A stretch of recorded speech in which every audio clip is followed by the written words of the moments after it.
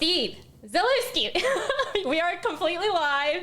Welcome to the Seattle Network. Thank you so much for being here with me today. It's such an honor. Thank you, Cee. It's a pleasure. Looking forward to this conversation. Oh my gosh, you are incredible. I have just heard the greatest things about you, and I've learned so much from you directly as well. I mean, you are coined the blueprint for CISOs, and CISOs really look up to you because you have really carved out a certain gold standard in the industry, how to be a CISO, how to not just talk and walk like a CISO, but what your actual job description, roles, and responsibility is. You have really gathered up a lot of credentials, and as being a CISO yourself, not only that you're a board advisor and investor, but you worked with the greatest companies such as Levi's, and you and I have very similar jargon that I think a lot of people will be understanding what our ping pong looks like, because being in that space up at the top, you know, there's certain things that are necessary for executive leadership. What does that look like for startups and enterprises? What does that bridge look like? How, from a buyer standpoint as the CISO, what you're looking to have for relationships with vendors, and how to not I feel like this is just going to be a masterclass in selling, honestly, and how to be a receiver, well, to be sold something and what to look out for. And then also from the other end, how to sell in a way that is beneficial and mutual and out of respect. So, Steve, we're going to talk about 3 specific bullet points. One is the industry standards of a CISO. We're going to go through the history and job description. And then number 2, we're going to... sorry, I lost my my mojo here for a second. How to do business with a CISO. And then third, we're going to go through your slides, which is incredible, I think. And this is truly a teaser of your blueprint of the perspective of a CISO, which I think is incredibly important to understand who you're talking to, and how to really walk through the landscape of security and not feeling like you don't understand what you have to do to help champion a CISO, because the CISO is not the last destination, I guess. And when you hop on the train and you're trying to sell security and have them, you know, be an early adopter or adding that and including, you know, everything else in security. But they have to talk to all these other folks as well, whether it's HR, legal, there's many stakeholders involved. And so, Steve, let's start with this. Is one, you have said to me so many great things about what a CISO does and what a CISO needs to do, but can you provide some context of your background, of what people have to know about you, in addition to what I said, for them to understand what masterclass they're about to walk into and in this conversation with us? Because I think it's going to be very important to understand where you're coming from, because I know a lot of people know you in security, but for whoever that doesn't and is taking an interest in securing their enterprise, they probably need to understand a couple things about you. Sure. Happy to share. See, so we're sitting and talking, right? Which was first half of my career was in product development. I'm an engineer by trade, right? I came through school, college, software engineering. That's what I do. So I think about problems and how to break them down. And I spent the first half of my career working on enterprise solutions, operating systems, data protection, fiber channel, right? Large enterprise class problems, got some patents on different technologies, and did that for a while, okay? Also married, 4 children, came from the Northeast, from Massachusetts, right? When my kids were all young, under 7, we picked up and moved to Redmond, Washington for 2.5 years. And I worked with a fiber channel startup up there, running the software engineering. And then we moved down to California because my family hated the rain in Seattle. Nothing against Seattle, but they were getting green and they wanted to see that funny yellow thing once in a while. And then we came down here, where I continued to be the product development. And then about 25 years in, I decided to go rogue. which is instead of being the guy that's building and engineering the products and telling everybody how to do it, I went over to IT, right? I said, let me take all my experience. Let me go over to the IT side. Let me go into the consumer rather than the developer side. My kids were young, right? We have no people out here, no family. So I needed to be much more active. So I'm like, let's do a job, not a career. Let's be around for the kids. That's important to do.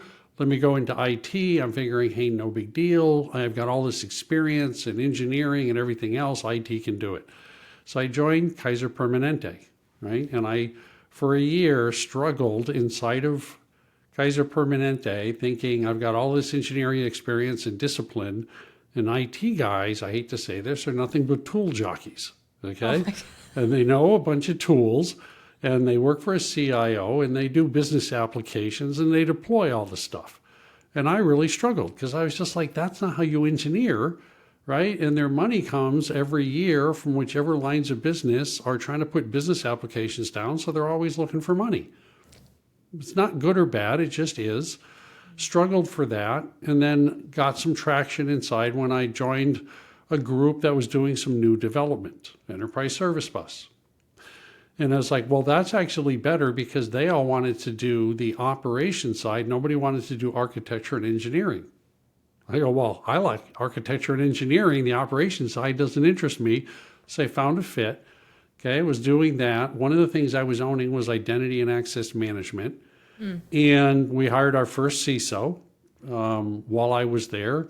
And Friday I went in and was working in the Enterprise Service Bus group. And Monday I came in and I was working for the CISO.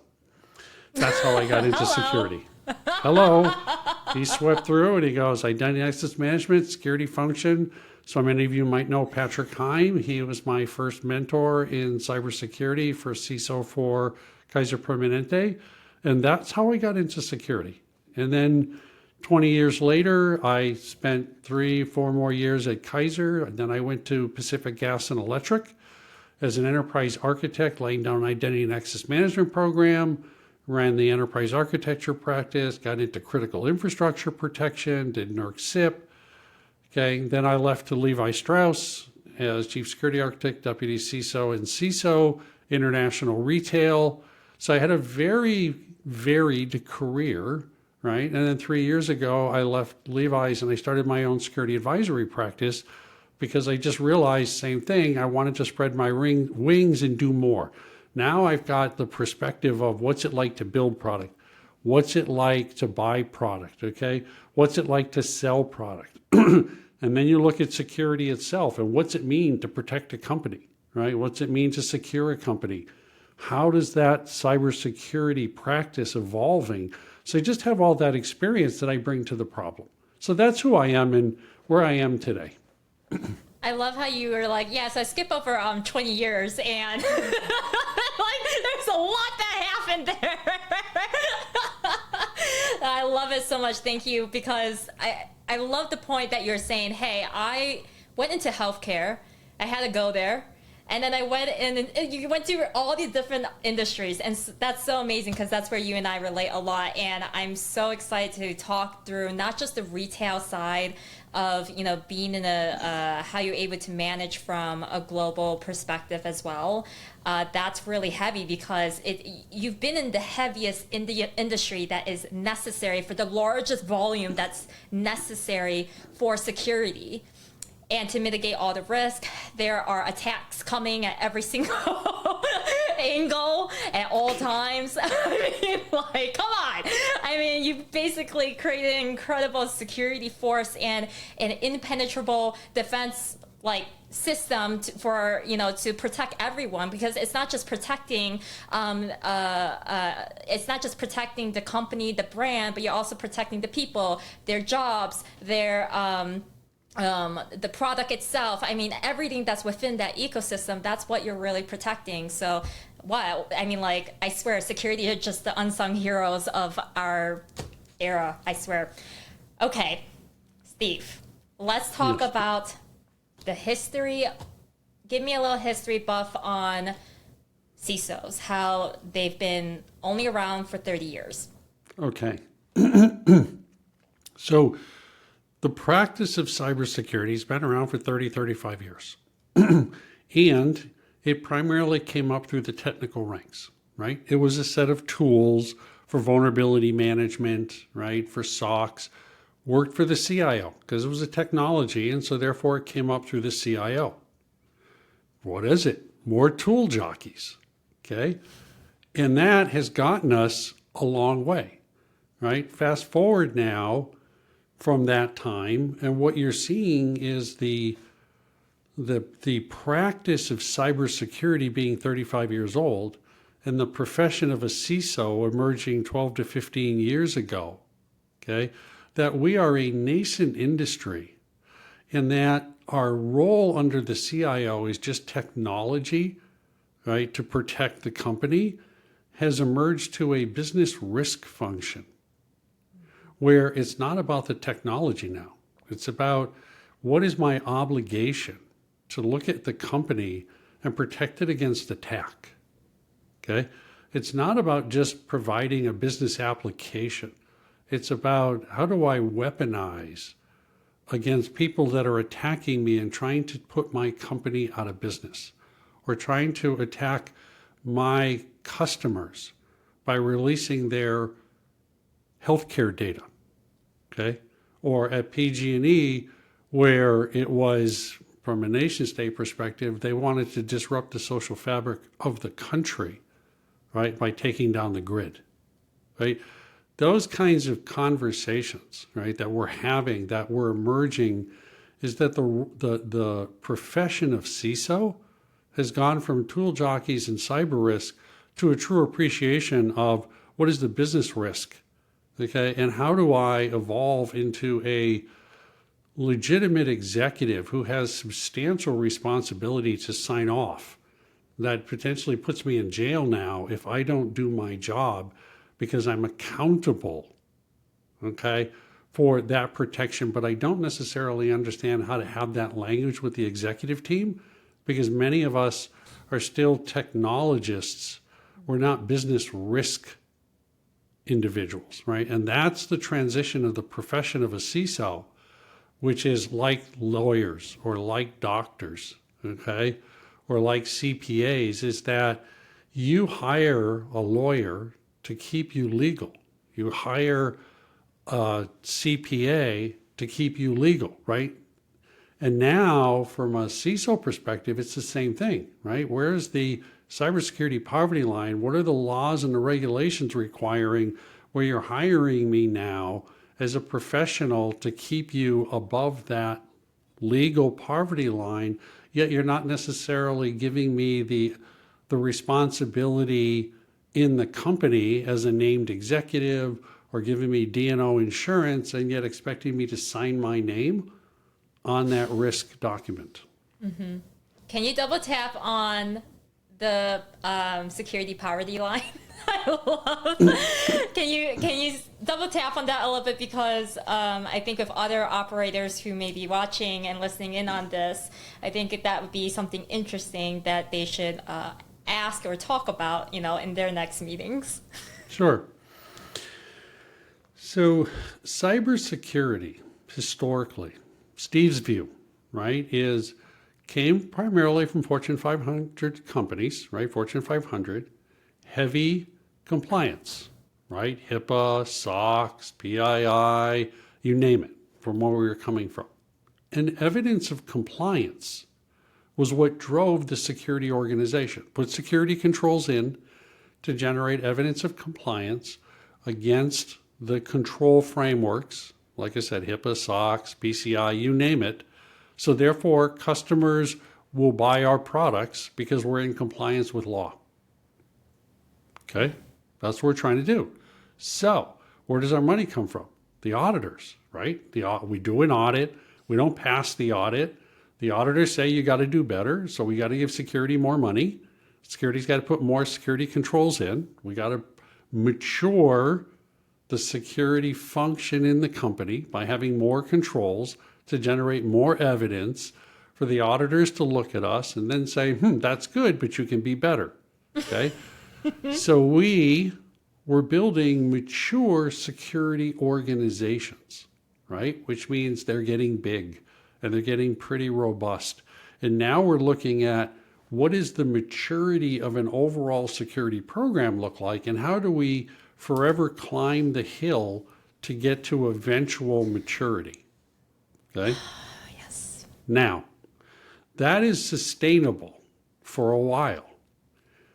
But what you're seeing 5, 6 years ago, right, is that the cost of security for these organizations, even those that are driven by audit, but look at SaaS companies or look at other organizations, right, that are trying to protect their company, and the CISO said, give me money, give me teams, and I will stop the attack. Okay? What's happened? We've gotten a lot of money. We've built a lot of programs. We're trying to build mature security programs. We're not focused on the effectiveness of stopping the attack. We haven't done that. And guess what? Now we're being held accountable. And the executive teams are saying we cannot afford the size of these security organizations relative to their ability to do the job they said they would do, which is stop the attack from my company. Ransomware continues to happen. It escalates. So what's happening is they're getting good at managing incidences, paying the ransomware, recovering the company, and realizing the cost to do that isn't that expensive. And we've become used to it. So I don't need a big security team. They didn't do a good job. So I'll have them do an okay job, and I'll pay the cost of the ransomware. And overall, it's cheaper. It's a business risk conversation now that we put ourselves in because we didn't do our job. Okay? Now, you can argue we weren't allowed to do our job. We could argue it's not our fault. But ultimately, I go, building an efficient security organization is not building an effective security organization. It's understanding what your true obligation is, right? And we'll talk about that. So, cybersecurity poverty line, and why we introduced that, is an appreciation now if I'm not building an ever more mature organization, but the executive teams, right, are downsizing the security organizations and downsizing the budgets, okay, and forcing me to do less with less. How low do you go? Where is my obligation as a security professional and my liability to have to sign off on these audits to just how little security can I actually put into the company against the key areas to protect, right? That still keeps me legal. Okay, and that's the conversation we're having, where a lot of people are just simply saying it's the wrong conversation to have. The business should not be driving cybersecurity. Cybersecurity should be driving the business. Yes, okay? Yes, yes. That is going to be the quote. Mic drop. Okay. Yes. And the answer is we used to be driving, and now we're not, and we want it back. But we now have to reestablish our credibility with our business partners, okay? Not to have a conversation that says my responsibility is to take an efficient business process and inject security into it, okay? Which is a friction in a business process to the degree that I think it's appropriate to prevent an attack. And the businesses said, I'm here to sell jeans. I am not here to implement mature security. And so therefore, you better talk to me now about how security sells more jeans, and we'll have a conversation. And therein lies the rub. Let's transition to then one thing that you said, that security is like selling weapons and not sneakers. And this was a great analogy that you have, because the weapon part is basically the painkiller. And I love this visual of it because we talk about ownership. We talk about ownership of the problem, true accountability, and what is necessary for a CISO to feel like they're not failing, I think. Because, I mean, I mean, it's not like sales, right? It's not like sales where you can see numbers go up in certain different ways. There's an obvious, cultural standpoint of how to measure that. But for the security side, it's just like, please, let's have the house, locked and secure. Like their celebration's a little bit different. So can you talk a little bit more about how, if you're going to sell to security, or how to figure out the impact of it, it should feel like almost like selling a weapon, because you need to, if you can go ahead and talk about it. Sure. So here's where she's going, right? So I've listened to hundreds and hundreds of security practitioners come in and tell me how they're here to help me. I'm here to help you. Really? And what I said to C was, hey, when you go into a used car dealer and the sales individual comes to you and says, hey, C, I'm here to help you buy a car. And I go, how does that make you feel? Right? And what C said was, yeah, right. Okay. Either I know the car I want, or if I'm coming in and not knowing, in either case, his job is to extract as much of my hard-earned money from my pocket as he can, not to solve my problem. Okay? That's his job. And so I go, so why do you think when I, as the CISO, who am in a war, I'm in a war, okay? Bad guys are trying to take my company down. And you come in saying, hey, let me help you by showing you more problems on your defensive line, that I want you to buy my product because it's just showing you more holes in your defense. And therefore, of course, you have to buy me because I'm showing you more problems. Okay? And you're like, oh, great, thank you, because you haven't actually solved a problem for me. You're just showing me problems and thinking that's good enough. Okay? And I go, well, maybe if you're selling me sneakers, okay, and what you're trying to show me is that I've got better laces on my sneakers, I have different colors on my sneakers, and therefore go buy 10 or 15 pairs of sneakers, so therefore you can make them for your outfits, right? That's not what I need, right? I need you to stand with me, to own a problem and to die on this hill with me. If your product doesn't work in owning a problem to stop the attack, okay, you got to take accountability. That is not selling sneakers. Most salespeople have been taught how to sell sneakers, and now they're just in security because it's lucrative, and they're applying the same type of methodology, okay? And we historically have said, okay, because we as CISOs, as tool jockeys, we're looking at technology. We're realizing we don't have that either.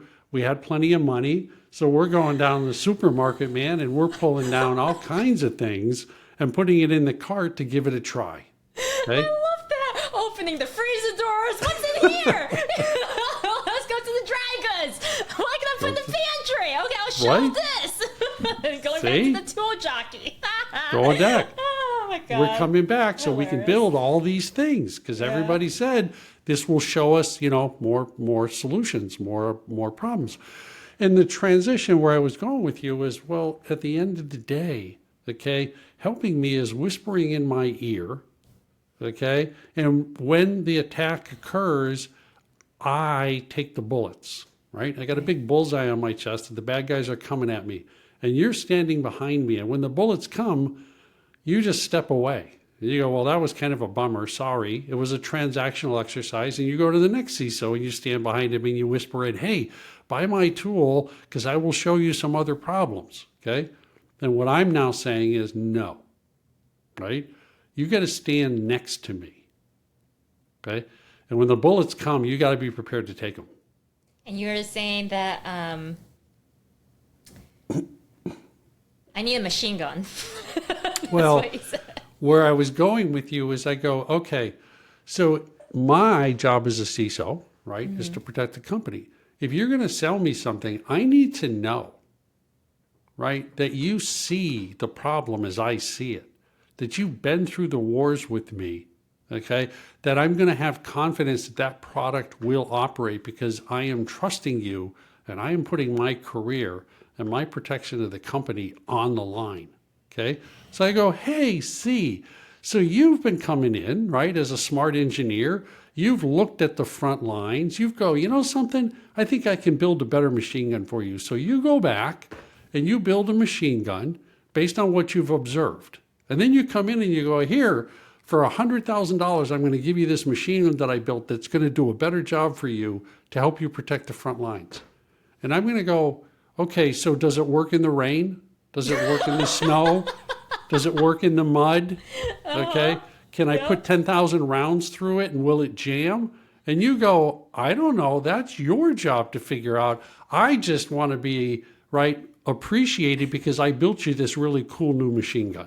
Yeah. Okay. And I go, that's what people are understanding, where we as CISOs are saying, no. Now I want to know that you've tested it, that you've been in the war with me, that you understand the implication of me using that tool and it not working, okay, and the cost it's going to have on my reputation with the company that I'm trying to rebuild and my ability to protect my brand, right, protect my company.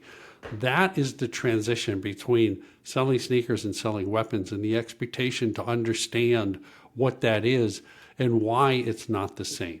You know what I mean? It takes me 12 to 18 months to buy a product because I got to build trust. I got to know it's right. I got to see what goes into it. Okay. You coming in thinking, hey, you know, it's like selling sneakers. You know what I mean? You buy one every month, you use it, you know what I mean, with some petty change that you've got. That's not how it works. It's that not fast transition fashion. and appreciation, right, is what we were talking about, of just simply saying, you know, when a vendor would come in, right, and they would want to show me that, and hey, look, you know, I built this really cool tool that will show me. I go, CISOs do not turn over a rock for a problem now unless they have a solution to the problem, because I have more problems than I can solve, and I don't have the people, and I don't have the money, and I don't have the respect. And yet you're still trying to think that that's the way you want to do business, right? So when I was at Levi's, there was this aha moment for me, right? When I was working with the leadership teams, and I was trying to sell them security. Look, security is important. I want to do identity access management. We got to do endpoint protection. I got to put network firewalls in. Look at all the work that I'm doing. Look at all the alerts that I'm finding. See what a great job I'm doing. And they were like, Steve, we sell jeans. We don't sell security, right? How does this sell more jeans, right? That was your friction. And if you can do which that, is common. right, you can now show me how we're generating revenue and you're having a role in that. I'm interested. I love this. I have to stop you right there, Steve, because this is exactly the friction that actually CMOs get as well. It's marketing. Show me the ROI, this and this and this and this and that. And I feel like that's how actually there's more similarities than differences with marketing and security in the boardroom. In the board. And that's just it, which was, I'm not buying technical features anymore. Yeah. I am buying a problem resolution. What problem are you solving for me, right? So then the question I would ask security vendors, tell me how what you do sells more jeans.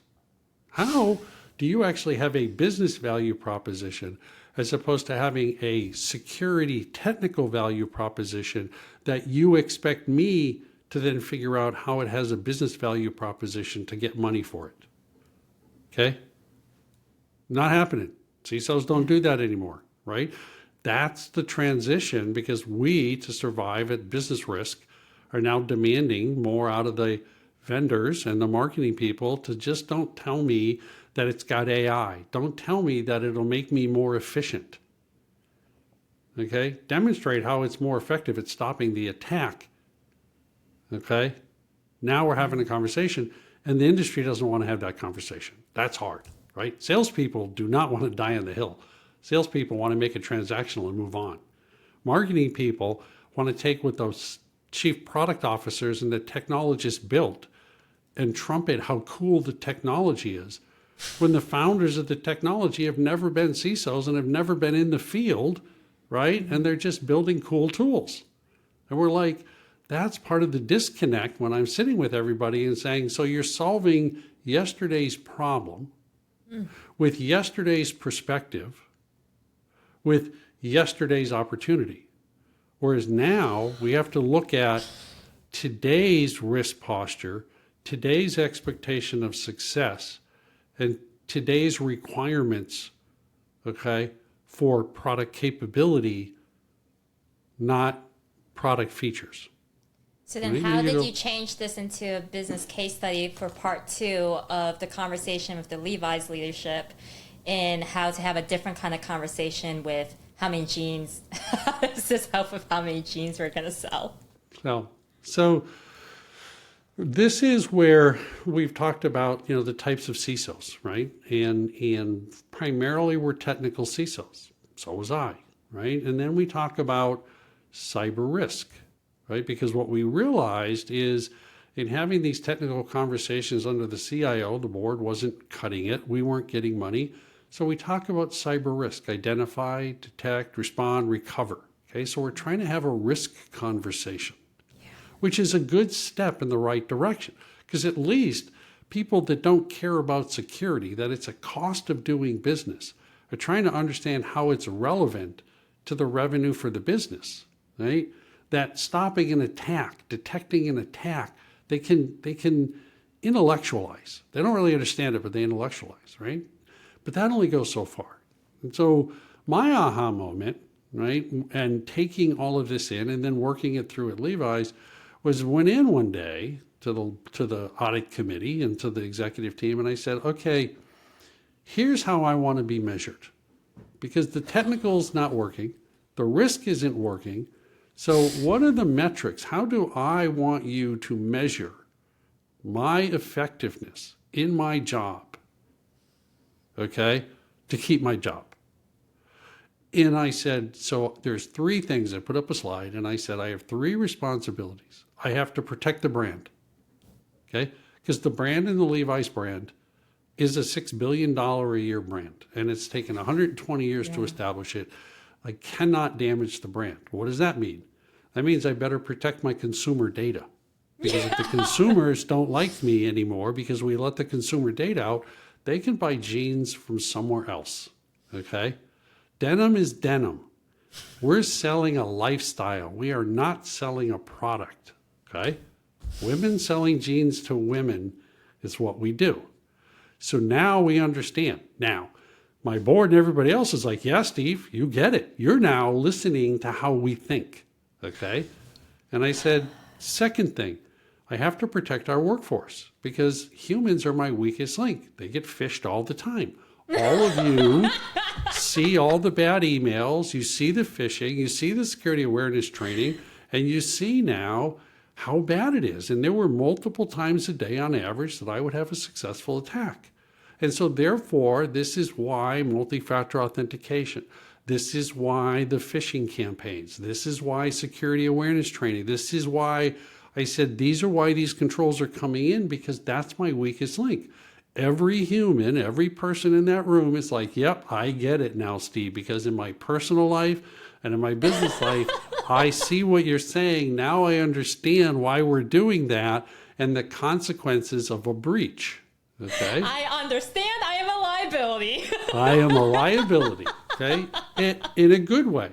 And then the third thing, right, I said is, I got to protect our partner ecosystem. Because when I did a business impact analysis, this is what we're talking about here, which is where do we make our money, okay? And where do I have to protect our brand because that directly and indirectly accounts for our revenue? That's what I got to focus on. And the third one is protect our partner ecosystem, right? We make jeans. And I used to say, as long as I had jeans in the stores, we were in business, okay? I could lose my HR system, right? I could lose my finance system to a takedown, but if there's jeans in stores and my distribution system is functioning, I know I'm making money, okay? I might not be able to give you payroll for a couple of weeks while I put that back together, but fundamentally the revenue is rolling, okay? That is a pretty draconian way to look at the world, right? No, But I that's simply business said, speak. That's freaking black and white. and that was it. And I said, so if you understand that, now you know, I said, hold me accountable to those three things. If it's not those three things, I'm not protecting it. I can't protect it. I don't want to protect it because this, from my perspective, is how we make money. If you disagree with me, you tell me what else to do. Okay? But now understand everything that I talk to you will slot into one or more of those three buckets, and that's it. That was an eye-opening exercise for everybody to be able to go, Steve. oh, now we see how cybersecurity has a role in selling more jeans. And that is why I share with people to go, it's a great way to start, right? Just going through that exercise of having a business risk conversation where cybersecurity, while it's a cost of doing business, okay, is actually having a really interesting conversation that goes like this. If tomorrow Levi's went from a $6 billion company to a $12 billion company, I, as a CISO, what is my requirements if we're all of a sudden $12 billion? And if the answer is, I need to double my staff, I need to buy twice as many products because we're twice the size, and I get a fixed percentage of the budget so I can have a more mature security program, don't let the door hit you in the butt because you ain't going to be there very long, okay? If what you say is, okay, based on the doubling of that, okay, the majority of that either came from my retail stores or my wholesale resellers or my e-commerce site. And based on that, what are the threats to where that new revenue stream is coming from? And do I have adequate protection? Then I'm in a good shape, okay? So that you can double tomorrow. I will tell you where the key risks are, and I might need 10% more money, but I can do that after you've making me $12 billion, right? How do you do that? Okay, first of all, Steve, freaking yes! Thank you for the freaking record. Yes. Sorry. I'm just like, this is awesome because first of all, thank you for explaining what honestly an A+ employee looks like. When you were told this, no, I'm serious. I'm freaking serious because it doesn't matter. Like people think hierarchy matters in everything in a corporation, in an organization. Everyone has a freaking role and responsibility. It doesn't matter if you're the CEO. It doesn't matter if you're a operations manager or an engineer or a freaking copywriter or it really doesn't matter. The point is everyone has a role and responsibility. But what you just presented was an incredible HR model example that someone as the bosses, the managers, your peers, whoever that's part of this committee, right? Let's just put a steering committee to blanket it. And they said, hey, it doesn't seem like, we can help you here and there. It doesn't seem like you're doing this part. So basically a PIP. It's like a performance situation, right? A performance situation. We're not really sure if you know what is going on. We're not really understanding it. So there's like a foreign language kind of situation. We're not on the same freaking page. We're not aligned on expectations.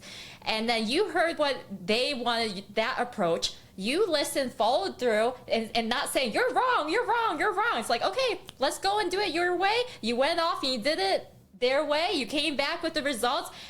It was shitty. And then this is what you did. It was that point. It's the bowl.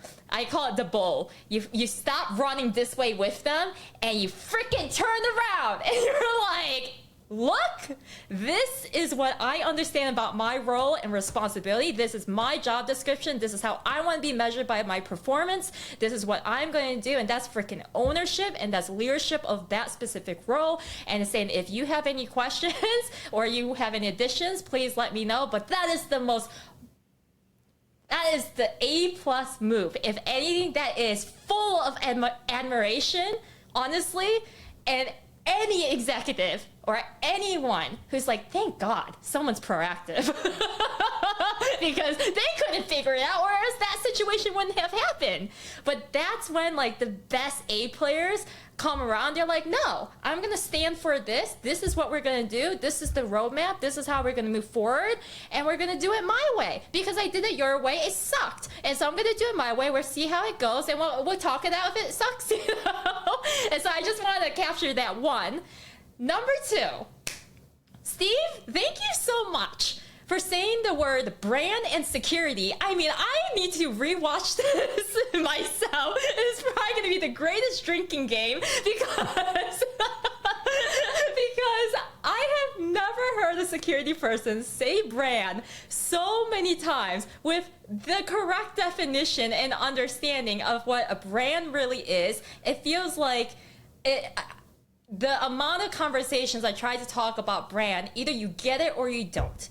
And it is not, it is brand is different to marketing. Brand is that trust part of it. It is your reputation, whether that looks like a certain way for in Fortune 500 or it doesn't on like a startup level, a new business. You all have a brand. You could be doing, you could have your business not even online. You still have a freaking brand. It's how you show up. And so thank you so much for, and I know we're going to go through it in a bit more so, but holy cow, I was like, yes, because that's what security leaders are doing. You're in the front line. You actually are. It's like an invisible, like you're trying to create a barrier, right? A security barrier that no one is attacking from every single area. And you are really protecting the brand in so many different ways. And the greatest example for healthcare, I mean, like, the mishap of customer data. We all know this, that a lot of healthcare are very behind in being early adopters for business transformation. So, they're kind of heavy targets in that way, but then they have the billing cycles all the time. They have from insurance to hospitals, I mean, the patient data to HCP data. Oh my gosh, sorry, thank you for just explaining that so beautifully because it revs me up. This revs me up like crazy. So can we talk about line of businesses and how we talk about how they're like babies? Sure. I think that would be a great segue. Okay. So everybody out there, Cee is excited. You can see, as I was just talking about this. So I really love security. You do. I'm making her an associate CISO, okay? She is becoming part of the CISO family, and that's what I told her was, now you're starting to see how CISOs think, right? What I'm doing with this conversation for all of you, right, is not trying to teach you, okay? I'm not trying to educate you. I'm giving you my experiences as I've had to work and survive at this role in the ways I've thought about it, okay? To kind of use the experiential Socratic methods for you to see inside the head of a CISO, to understand how I have to balance all of these things. Where from the outside, it may look like it's an easy answer, right? Or it may look like, Steve, you're not doing a good job, or it's not fair, okay? Where I'm showing you, okay, maybe you have a better answer, and I'm open to that. But let me show you all the considerations that go into the decision that resulted in that consequence so that you may not like the answer, but I'm going to show you how I arrived at it, and I'm going to ask you how I could do better. Okay, that's what today is about, is that you're all really getting a better appreciation with some fun stories, which now leads me to what Cee was talking about, was I said, okay, how do I look at my lines of business and look at security? Because we talked about mature security organizations. We talked about what's the cybersecurity poverty line. We talked about a business impact analysis for me to understand which parts of the company are important and which are not, okay, to be able to have that conversation. But that fundamentally says I am now no longer treating every line of business equally in my company. I'm not going to try to protect you all, okay? And how do I have those conversations? So I think of the lines of business in a company as kids, okay? So you're married, you have a dozen lines of business, I got a dozen kids, okay? And if you've ever had children, and many of you had, right? Let's assume you have them. There are parenting styles that you can use, right? There's ways that you can decide how you're going to raise your child to get to adulthood and what the measure of success looks like when you get there. Okay? No big deal. And I go, there's 3 types. I go, you can be a helicopter parent, right? You can make sure that that line of business does not get hurt, okay? Is taking all of the ballet lessons and violin lessons and baseball and everything else. And when they get to be 21, okay, they will have made it to 21. You will have taught them everything that you can teach them. But are they the best adult that they could be? And if you've got 12 kids, can you helicopter 12 kids? No, you just can't do it. Why? Because those 12 kids all have their own personalities. They're all driven, right, by different measures of success for who they are. So now I go, So now I got to be an experiential parent. I got to let the kids, right, have more room to roam. Okay. So now I have to tell you, see, I can't prevent you from touching the stove by just looking over you all the time and making sure you don't go in the kitchen. I got to tell you, the stove is hot. Don't touch the stove. Okay. Now, some of those kids are going to listen to me because that's their style. Some are going to touch that stove, right? Because they're experiential. They're going to touch the stove and they're going to go, ha, not hot. And the third time they touch it, it's going to get hot. They're going to get burned. Now, I as the adult, I as a security practitioner, can't look at them and go, oh, that's a bummer that you got 3rd-degree burns. I have to take you to the hospital. I have to get you bandaged up, okay? But hopefully you learn from this, meaning what I did was I limited with resilience the damage to the company and the line of business because you wanted to accept the risk of touching the stove in spite of me telling you not to. Okay, and you wouldn't pay for me to put a fence around the stove so you couldn't. Experiential, right? Makes you stronger, makes you faster. Okay, go for it. The third type is what I call the Socratic. Some of your kids are really smart. They get that security is important. They're a SaaS product, okay? They have the customer data in the cloud. They know that security is really important and they're going to stay within the guidelines. So I can just have a good Socratic conversation. We can go through the pros and the cons and the outputs, and you're going to make a good decision. Okay? Well, now I got to blend all those, depending upon the line of business, the child. Okay? And the other way I characterize it is some of my best lines of business are those wild child. Okay? They're the ones that are experiential, but they also go play in traffic. And this is where C was laughing. Because you get those kids that just will climb the walls, they'll get through the fence, and they're going to run across the street because they believe they're faster than the oncoming traffic. Why? Because they're trying to generate more revenue. They are taking all kinds of risk because they are driven, right, from that perspective to be the best line of business. So what do I do in that case? I don't want them to get hit, okay, but they got to get to the other side. So what I can maybe do is not have them, chase traffic during rush hour, right? That's what I told C. I go, so what I'll do is I'll limit to the time that they're going to play in traffic to non-rush hour time because that's what we, the kids, and I agreed to as the moderation to let you do what you want to do, but do it in a way that limits the risk to an event to the company, right? That could put the company out of business. Now, that doesn't mean you're not going to get hurt. Okay, but just like touching the stove. So I go, so if you think about it that way, right? There's some children I really love, but honestly, they're not my favorite children. They're not the ones, right? They're going to keep our family going for the next generation. And I go, see, that's where life is not fair. It's a war. Life is not fair. I love all of my kids, okay? But I go, at any one time, I will tell you I love you, but at the end of the day, I do have favorites. Because there are those that are just better than others because generating revenue or protecting brand ultimately is how we measure success. This so is like, why you're get over naturally an investor because you bet on all these jockeys and you have favorites, right? And sometimes you get some new favorites too along the way. They show up.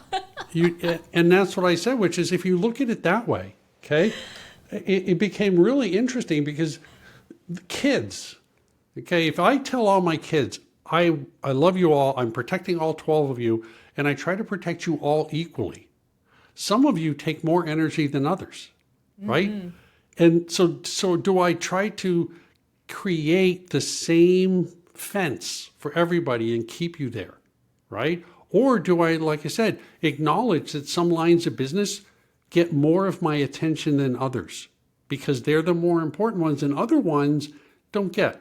You know what I mean? Hey, look, what you do is interesting, but you, for the most part, play in the yard, and I'm just not going to give you as much attention. And if you get hurt, I'm going to be sad and I'll come in, but you're not going to be the highest priority because odds are what you do really isn't that important to the company. So now I've set up a dynamic, okay, with all the lines of business where I'm going, you kids are more important than other kids, and I'm going to protect you more and give you more attention because this is what's key, and the rest of you, not so interesting. All of a sudden they're like, hey, that's not fair, because now the executive team is going, well, if the security team says they're not really that important because they're not having a key impact, okay, to the key processes of the company, I can potentially make different investments. I can reprioritize because Steve is just having to survive. I go, do you see how all of a sudden at the executive ranks, the security guy went from being a necessary evil and the whipping boy to somebody who's wielding power because the lines of business now and where I'm investing and who's getting my attention actually is an important consideration for their own careers? When you mentioned about this analogy, the first thing that came to mind, Steve, was I just had immediate flashbacks of when working on Coca-Cola, all the line of businesses, when I worked on Microsoft, all the line of businesses, and Southwest, all the line of businesses, and we treated them very not fair. Because they were all different. They had different personalities. They had their own reasons. They were part of the ecosystem for certain reasons. Even for the branding part of it, it was very different. We gave them some love. We gave others not so much love because some needed it, some didn't. And I love what you're saying about the reinvestment because it's so true. I mean, like if there was one line of business that was more about cards, credit cards, and in relationship with banks and stuff like that. So we had bring in PII data and security and all this kind of stuff, and all these different stakeholders to be able to have. I mean, we took their time. Basically, is what I'm trying to say. The time was necessary, and they saw it was important too because it was a complete new, innovative way to do something. And so that's what was required. And then they were able to open up their time that way. But it was because it was a reinvestment effort to be able to move the money to a different location, to be able to push, to protect the brand and to increase, but do something innovative at the same time. So that was, and so no one went to jail. So, I mean, that was really it, because we were playing with consumer data in a different way, you know, for storytelling. But what I love what you're saying here is when you're saying about raising the kids, and it's not about just raising the kids, it's maximizing the best that they can be. And what you're saying is that the unfair part is that what you may feel like is the love and attention might look very different for another line of business or kid, just because of their current state of strengths and weaknesses and the current circumstance and the current situation that requires their participation. And that doesn't mean it's always going to be like that way. It could be a lazy Susan or a rotating door kind of situation. But in effect, whoever is creating the standard and the SOP across the board, which means that they always need to be ready to be able to stand as a unit in a way of if it changed, they would have to be ready to step up. And I love what you're saying, but that's an opportunity for them to be the next favorite child. Well, and so let's extend that a little bit more. We talked about it, which is, so there's the saying that says it takes a village to raise a child, right? Why? Why? Because we as parents can't keep an eye on our kids all the time, right? So you need the village to keep an eye on them. Plus, we as parents don't have all the skills we necessarily need for the child, depending upon what the natural strengths of the child are, right? if they're going to be a mechanic, if they just mechanically inclined, then I need a villager that runs an automotive shop that my son can hang out with, right, to be able to express that interest that he may eventually be a mechanic, right? Perfect sense. Let's apply that to cybersecurity, because this is what we're talking about, right? About your value proposition of what you do, which is the way I describe this is, okay, I, as a CISO, right, am trying to protect my child, which is my line of business.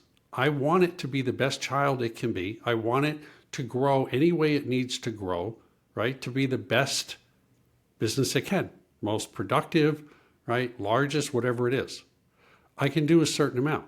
Well, all the other villagers, security villagers here, right, my vendors, my other CISOs, my analysts, my marketing people, my chief product officers, my developers of security products, okay?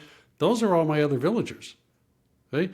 We should be, right, collectively protecting our companies, our kids, against the common enemy, which is all the people trying to attack us, right? So it's a village.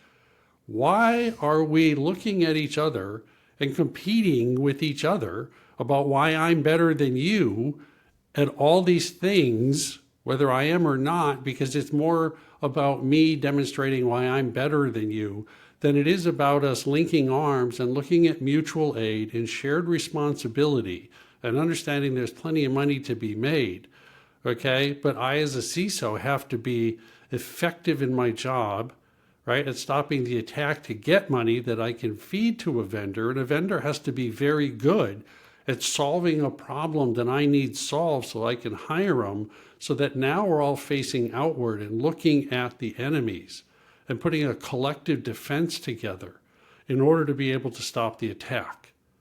That doesn't mean that all the children survive. Infant mortality and everything else happens, but we've created the right culture, okay, for cybersecurity to be able to protect the larger industry, the larger community. And that's part of the challenge that we have is we are young, okay? So we're all 12 and 15-year-olds and we got kids and we don't know what we're doing for cybersecurity, and we're trying to grow up at the same time that the kids are growing. I love what you're saying about that, because what you explained was a business case for a security vendor to be talking to a CISO should include all of those point of views of the security village and have those already answered beforehand to prepare and equip the CISO to have the necessary conversations with those partners. And it shouldn't be, oh, you have more budget than I do kind of thing. Like, no, this is all in together. And it's kind of what you're saying beforehand of like to run the business through starting from cybersecurity. I totally believe that too. It's like, it is the core essence. It's not you inject security later.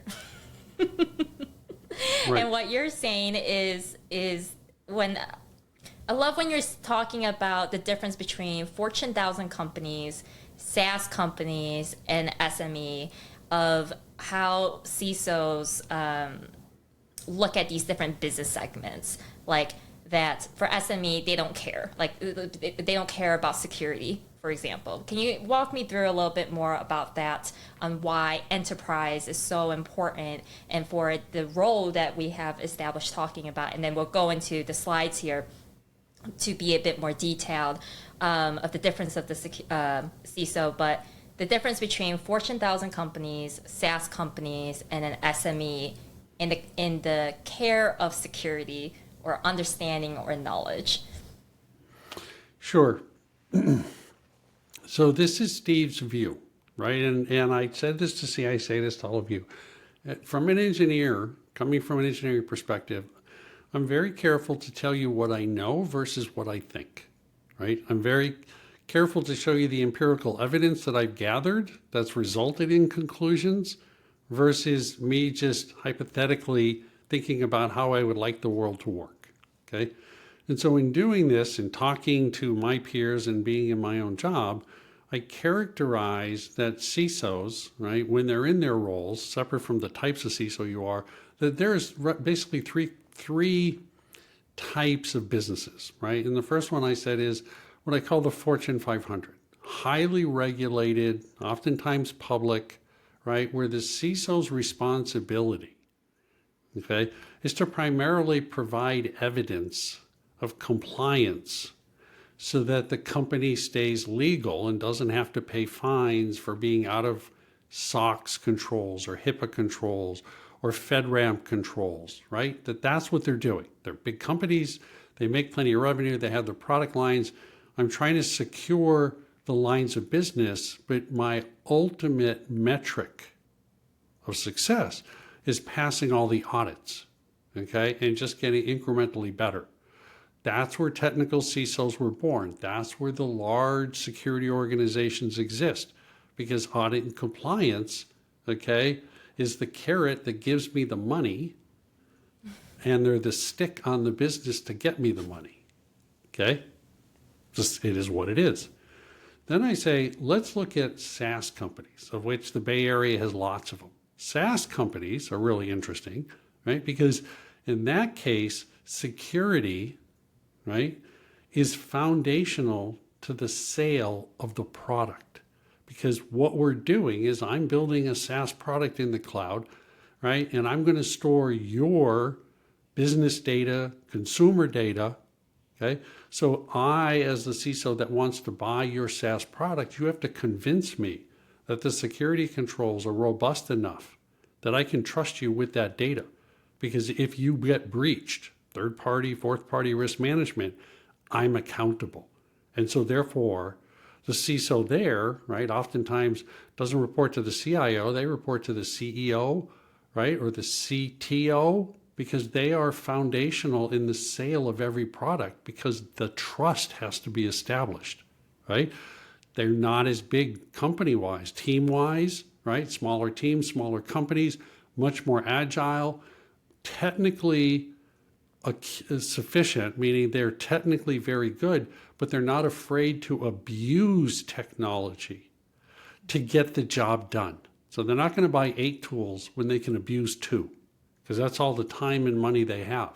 So they tend to be very innovative there. They'll take younger technologies, they'll take things, right, and use them and abuse them because that's good enough, right? And then the other one is what we call the small to medium enterprise, okay?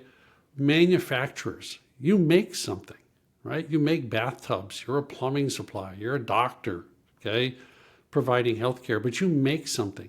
Security for you is a necessary evil.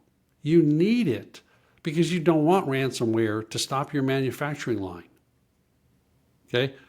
You need it maybe because you're a pharmaceutical line, right? You're making saline bags or whatever, and you don't want bad things to happen, but you're not held liable because of compliance.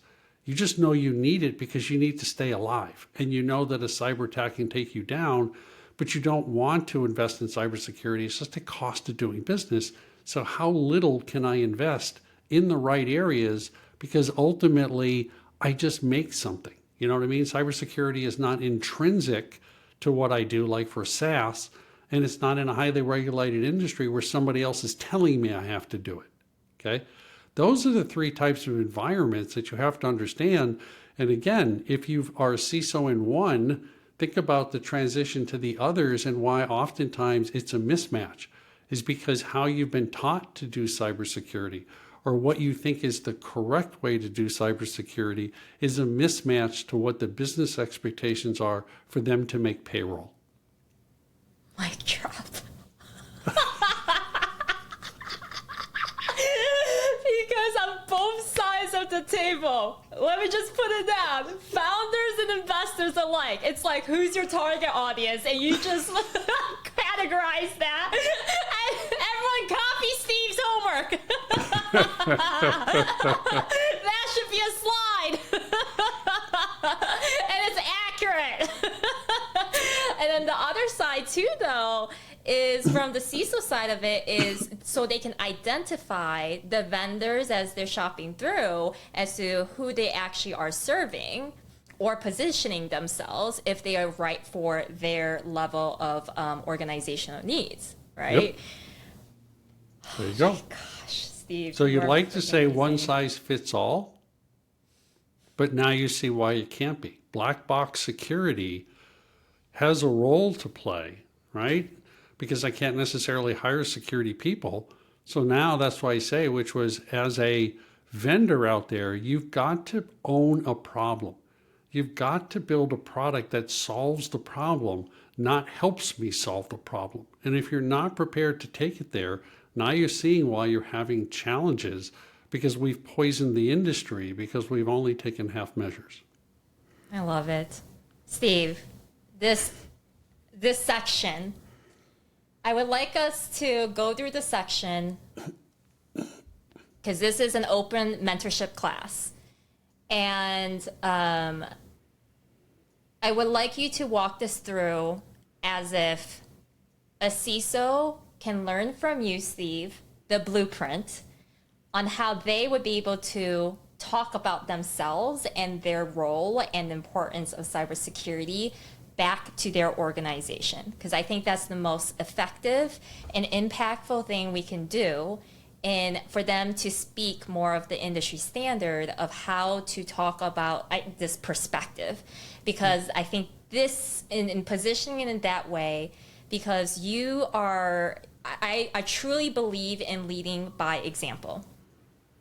I like monkey see, monkey do. Like if they see a great example, a great model to be able to be like, oh my gosh, I wish someone just freaking showed me this. And like you said, CISOs, right? It's a new kind of role. It's a new kind of thing that has emerged. So yeah, some might say there aren't many out there. There's more than 10. So there's a lot to learn here. And I think the standard, of putting CISO on, saying that you're CISO or you're new, the playground is very different depending on which organization you're going into, which size of the organization, how many people, how many staff members are involved, and then what are the circumstances of, do they have a large online presence, like you were saying, e-commerce, where there's massive traffic coming in at every single point, access point, or, is it kind of like the healthcare side of it where it's mainly through administration, which the staff level might not be as sophisticated when it comes to their relationship with IT.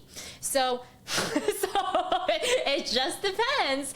But I think this would be a great starting point where they can maybe think about it differently on how to talk about cybersecurity, being a CISO, and I think leading by example of how you would present yourself of changing a stakeholder's point of view, or even their buddy. Their buddy could be a CEO, their buddy could be a CTO or COO. Doesn't matter. I think this is going to be a great way. So I will ask some other questions along the way, but I would really love for you to take the lead here on how to present this through in a way that you can empower another CISO to walk in tomorrow and be that bull and say, hey, this is how I'm going to measure a CISO. And I need to call in Steve because he got the slides ready. So there you go. Okay.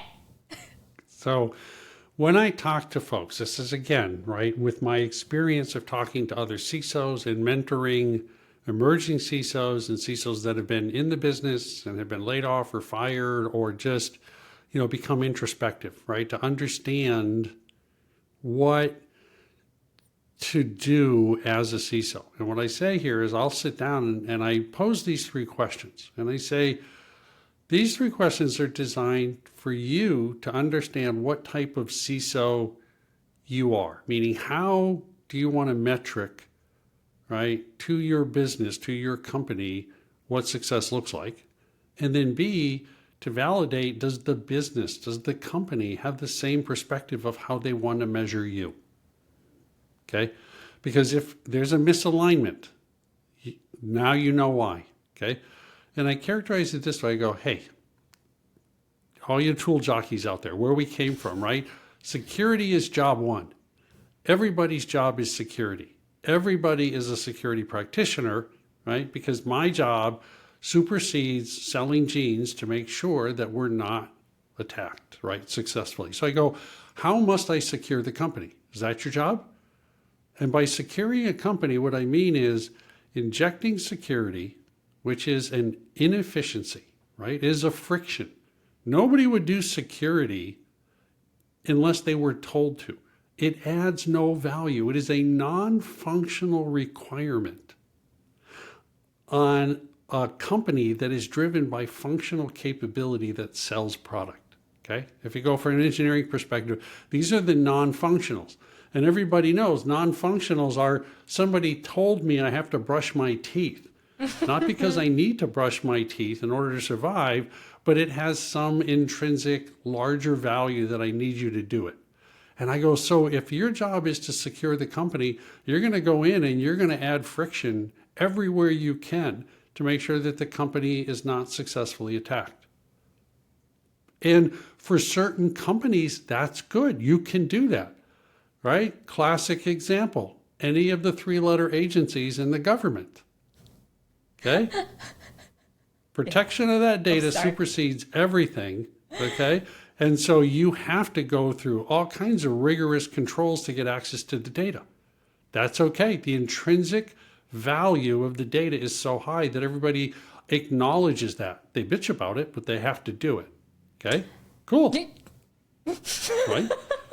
Then I say, but for most companies, okay, like Levi's or PG&E, right, or even healthcare, they rebel because there comes a point where the doctors, like at Kaiser, would say, you're making it too hard for me to practice medicine. Oh, I love that objection. And at the end of the day, that's what they said is, aren't we here to practice medicine, not to practice security? Right? And I have a good point. Okay. And so therefore I go, so if your job is to protect the business versus secure the company, it means you're understanding what your business is. What does the business do? Do you really understand what it does and what it means to generate revenue or what is important to the company, intellectual property or whatever it is, and that you're having a conversation with the lines of businesses, with the kids around what protection looks like. How much are you willing to spend? How much friction are you willing to accept versus the risk that you're going to have of having a successful attack, because you're in essence saying you're going to have a successful attack, and what the consequences of that successful attack is, right? We're going to now talk about resiliency to a certain extent to withstand an attack, okay? And how much risk are you willing to accept? So we're changing now to have a negotiation with the child. Okay, depending upon the age of the child and what the negotiation is, but we're fundamentally having a negotiation so that we're telling the child they have a say in what they get to do, but they also have a consequence and they have to live with the consequence. Okay, cool.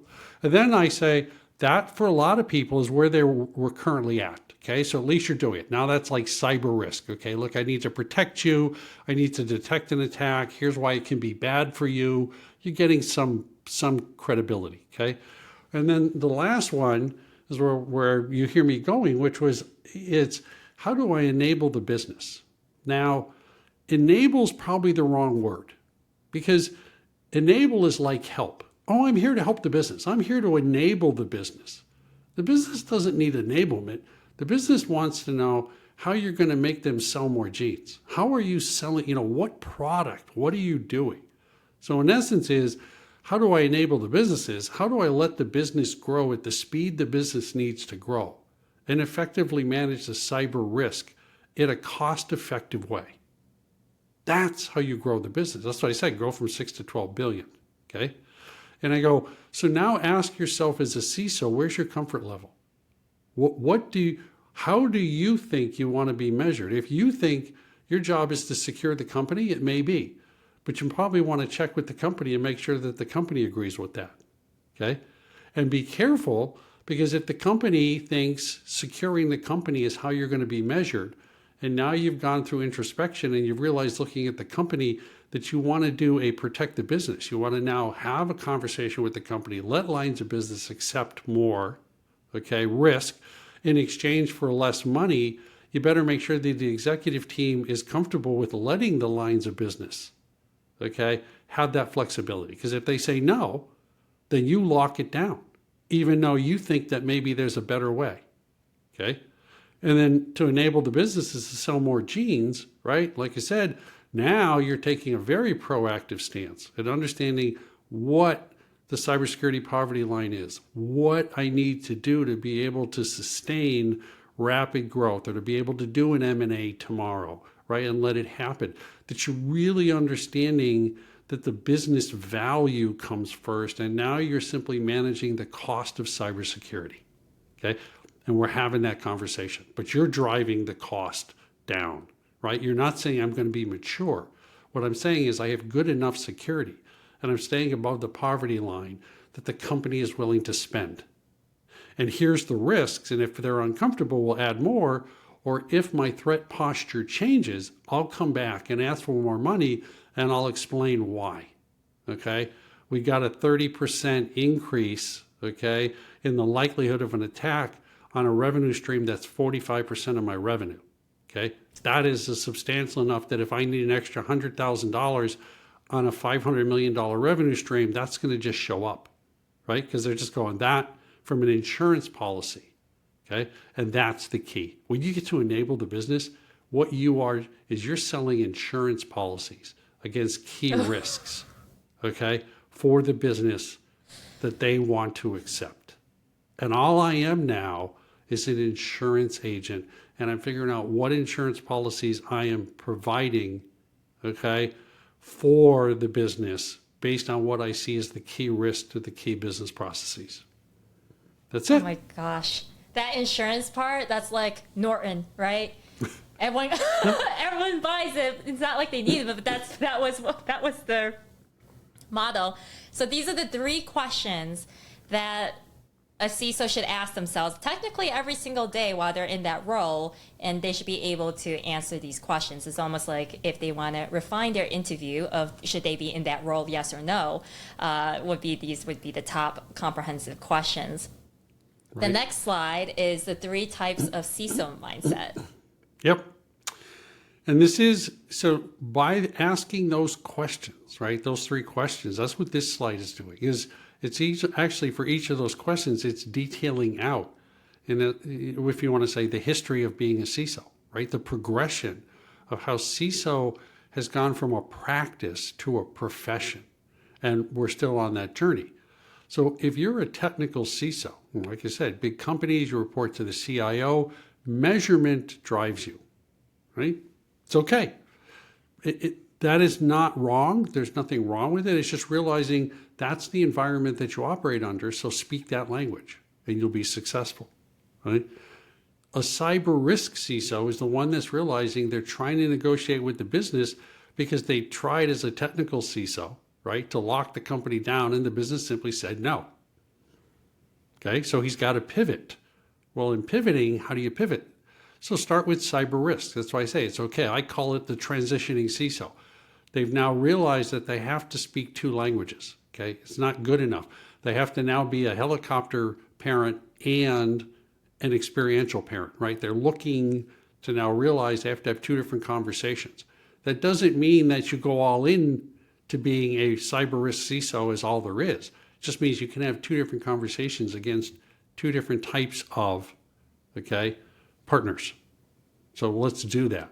And you go, that is hugely important, right? Because now you're talking about not MFA and endpoint protection and how 98% of my people have done security awareness training and 56% of my people passed the last phishing test, right?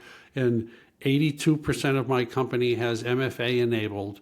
Like, yeah, okay, that's interesting, but why do I care, right? Well, how does it impact me? That's your challenge, right? What am I doing to prevent attacks, right? Where the attack has a consequence, and what's the consequence to detect and contain, okay, for potential outage and substantial impact, right? I say this, hey, C, I will say, what is the number 1 metric in cybersecurity that I guarantee that every employee cares about? Okay? Mm-hmm. And you think about this, and you're going, percentage of training, the number of breaches, the number of incidences. I cheated because I used the word security and you started down security measurement. I go, what I learned is if I talk to you, C, as an employee in the company, and I go, hey, C, the only thing you care about is your bonus. If what I do can improve the likelihood that you're going to get 100% of your bonus, do I have your attention? Absolutely. Yeah. Now, here's what I want you to do. Would you be willing to accept a password policy that's 12 characters once a month? Okay, because what I'm observing at this point is the attacks against my people to protect my people have gone dramatically higher as a result of blah, blah, blah. So for the next 6 months, I'd like to raise the shields and introduce that additional friction. But in exchange, it's reducing substantially the likelihood that I'm going to have an attack that's probably going to cost the company about $3 million in the incident. That's $3 million that would go to the bottom line that goes to your profit, right? And that profit goes to your bonus. See that conversation? CISOs don't think that way, right? We think about security. We're not looking at the whole thing. And then when you get to business enablement CISO, that's what we're really saying is we're being driven by the bottom line even more than the business is, right? That I'm spending a dollar if it's mine, not the company's, because I'm really driving a business risk conversation. And I'm the one looking at the lines of business, figuring out which ones are most important or not against how cybersecurity can impact the business. Right? You go, all right, those are the mindsets. You have to speak all three. Why? Because the executive team will change as well. You see it all the time. Executive teams will start with a technical CISO, but they can't afford them anymore. And then they don't want to hear that kind of conversation. They need to have a risk conversation, but the CISO can't bridge the gap for them to be able to understand, right? And it's not all or nothing. They may have different lines of business to do that. Or to get to the business enablement, right? CISO, I hate enable, but basically the business velocity CISO, which is we're going to run at the velocity of the business and security is going to get out of the way, okay? And that's what we're, in essence, we're saying is here's how we can get it out of the way. Here's how we can minimize the friction against the risk. You see how my language changed as I talk about those three? So I'm speaking French, German, and English, and I'm translating between them because I'm understanding what my audience thinks and how they're thinking about the problem for me to have a conversation the way they see the world, not have them have to learn how I see the world. Security is not the tail that wags the dog anymore. Oh my God. This is exactly part of the psychology too, is that if you have to convince someone to do it your way, you're most likely doing it wrong, and you have to meet them halfway where they are. And can you talk a little bit about the percentage of CISOs who are usually the technical CISO, and then they find out that their role, I think it was, you mentioned maybe something around a ballpark around like 70% or something, how usually they start off as technical CISOs in the marketplace, and then they realize that they have to, their role actually is more than, it expands to the cyber risk CISO and the business enablement CISO. Yep. So Steve's back of the envelope, totally empirical, having talked to 100,000 people, validated by all of the things, is 75 to 80% of the CISOs are technical CISOs, because that's for the most part where the majority of the work still is. Fortune 500s, like we talked about, you know what I mean? Large companies, technology, it's what we do, right? And there's nothing wrong with that, but that's where we are, right? Then you look at the cyber risk CISOs, and where they come from actually are the banks, because the banks, right, are all about GRC, right? They're really good at risk registers. They're really good at describing risk and wanting to do that. And they don't really care about the operational side. That's just kind of an IT thing. You go handle it. So you get folks that are coming out of the banking and the heavily regulated where they're really good at understanding risk, and they have absolutely no technical sophistication whatsoever because IT just managed all the security controls, right? They just were playing in the risk game. Okay? And I go, call that 15%, 80% technical, 15% cyber risk, 5% of the ones that have made the ultimate transition to just simply say, look, my job is protect the brand, protect the people, protect the supply chain, let's move on. Because we've made that transition to understand how to have the business, okay? Now, we need to have more of them blend across, but you see how the industries themselves have created certain types of CISOs, okay? And some of the maturation to go through. Okay, that's why I call it, when I say it's 80-15-5, is it's not so much an indictment on CISOs as it is, here's how the practice of cybersecurity and the profession of CISO has emerged. And now what we're simply saying is there's nothing wrong with that, but it's not where we need to go. Okay, because we know that technical CISO and cyber risk CISOs, right, have very limited capability to succeed. Okay, now I'm going to introduce why, because now that I say that, same thing, you're like, well, Steve, that's pretty nervy to say. And I'm going to go, here's why. Let's talk about accountability. Yeah. Okay, let's talk about, for you, Cee, when you get up in the morning and you do your job, whatever it is, you get up, okay, get up in the morning, have coffee, blah, blah, blah. You own probably 90% of your destiny. You have control over 90% of your day. 10% you don't. You know what I mean? You get sick, or you're working at work and somebody calls in sick and you have to adjust. And that is friction. That is frustration, right? Now let's talk about it from a CISO perspective, because I tell people this is what happens. On a good day, I own 1/3 of my destiny. 2/3 of my destiny is controlled by others every day. Okay, that's a good. The pessimistic is 75% of my destiny is controlled by others. Okay, so how would you like to wake up every day being given metrics for success when you only have control over 1/3 of your destiny for success? My answer to that is you launch out of, well, what I learned from my business mentor is that you launch out of bed to choose your own adventure for the day, every day. And then the second thing is to have a reference group, and you change that reference group based on the number of high performers that are aligned to your mission and what you're trying to do, so that you can be all optimistic and elevate each other and have mutual respect and to win together, basically, and to be in the same mindset. All good answers. Okay, so you're trying to create the right positive environment to take control. It's environment. Here's what a CISO is like. Okay, the third of the control that I have is I've negotiated with you, Cee, as my boss, a budget for this year for cybersecurity, and I told you what I'm going to do. Okay, I'm going to hire 2 people. I got 12. We've got 6 security controls in. We have to pass a SOX audit. We have to do PCI. I want to add 1 person. I'm going to add 2 security controls because the audits have demonstrated we're a little weak on endpoint protection and asset management. Okay, all good. I'm now working on that, saying I've got a year's worth of work and I got to get it done. Okay, now the next third are the bad guys that are attacking me continuously every day.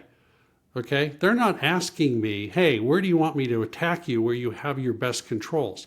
They're probing continuously to find weaknesses in my defenses and to exploit. Okay, that's a purely defensive, that is a reactive, not a proactive approach, and I have to do it. So I am constantly, every day, handling, right, the social engineering attacks, new vulnerabilities that have come through where I have to patch. Okay, other things like that where my defensive perimeter as is being probed or as new pieces of software going out, okay, are exposing new risks that I have to address. And what you're saying there is actually the other half of what my business mentor shared with me. He said, leave your calendar 30% open for exactly what you just said. Okay. Which is great. The external situations that are outside of your control, and you have to deal with them.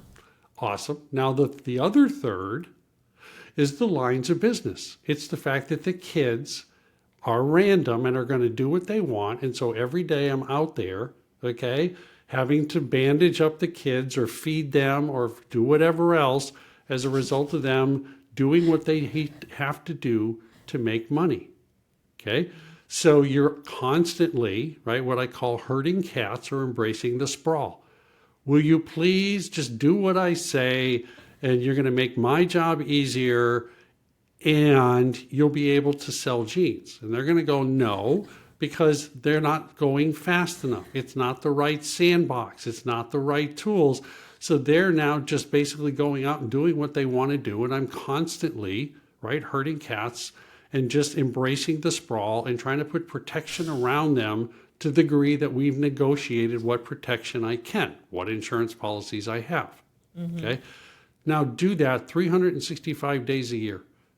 Okay. So can I leave 2/3 of my calendar free every day to be able to handle all those unknowns and just focus on the third that I want, realizing, okay, that pretty much within 3 or 4 months, I have to do a replan because that defensive perimeter has changed in 4 to 6 months, where the tooling that I was going to deploy is no longer the appropriate tooling because the problem I'm trying to solve has moved on. That though, Steve, that's the opportunity to dance again, to go on the dance floor again. What I mean by that is the marketplace.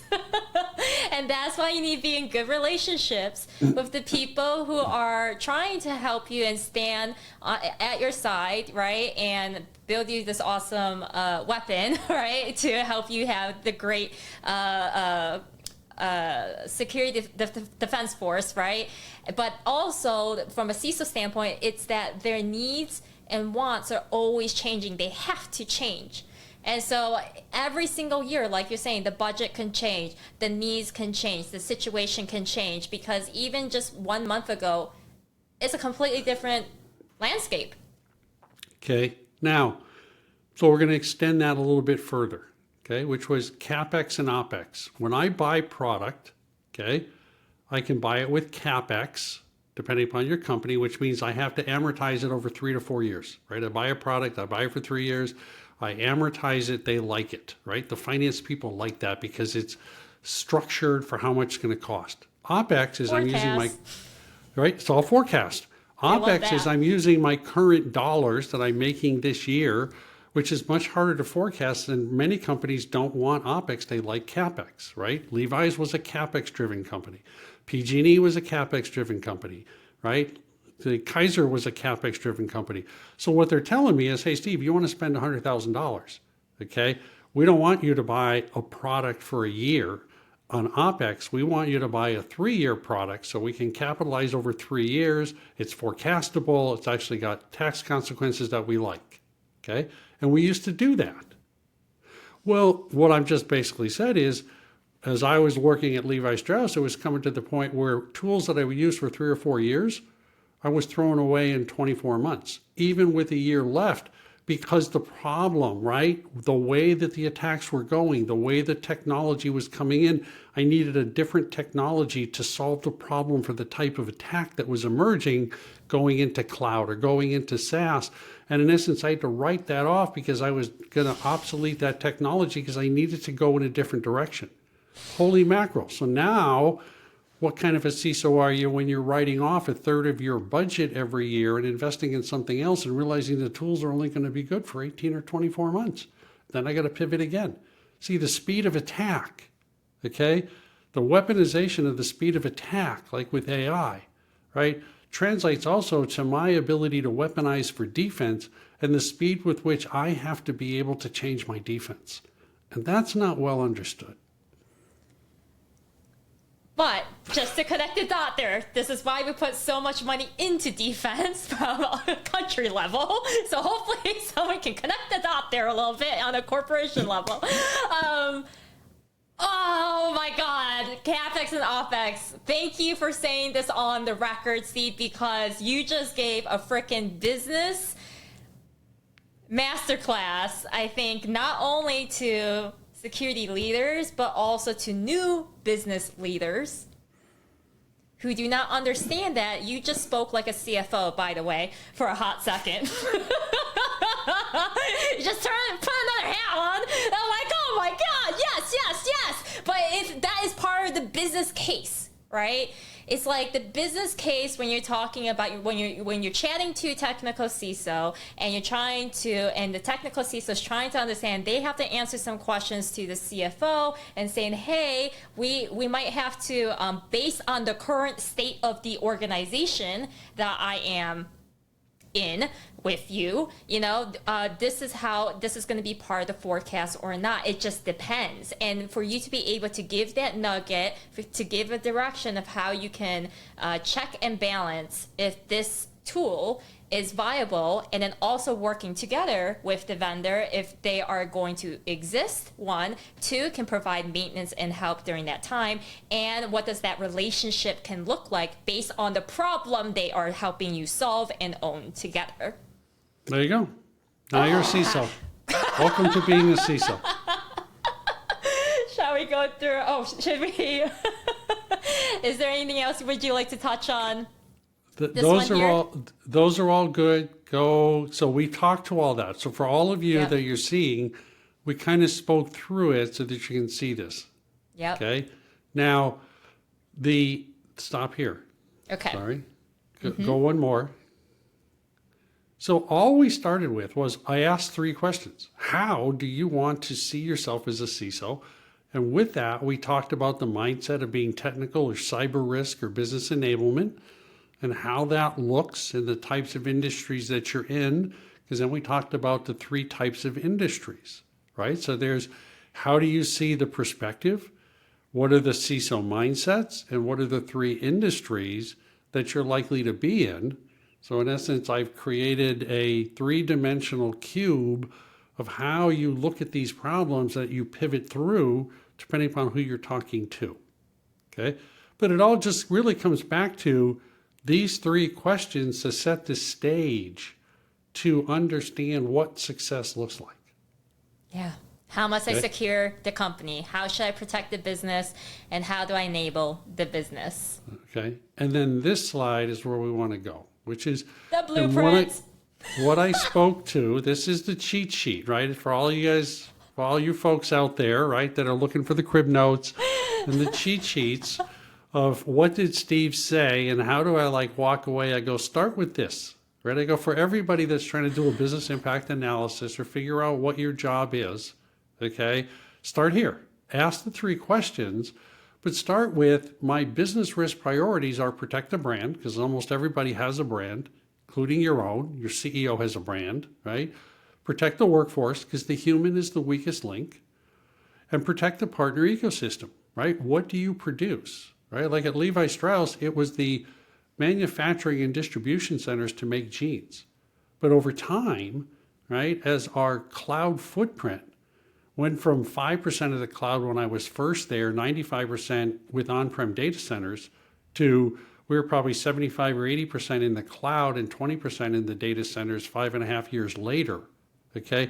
That the protection of the business infrastructure, not just the manufacturing distribution infrastructure, became equally important, right? So you're simplifying, right, from your own perspective, what is interesting in the company, what's important, and where you, from a cybersecurity perspective, can put your package together, right? How you're now going to characterize what you do, and when you have to refactor every 6 months, you get to come back and go, I'm having to refactor because here is how the world has changed that I didn't have any choice in. And maybe I saw it coming and forecasted it for you to tell you I was going to have to. And maybe I got smart and got some products coming.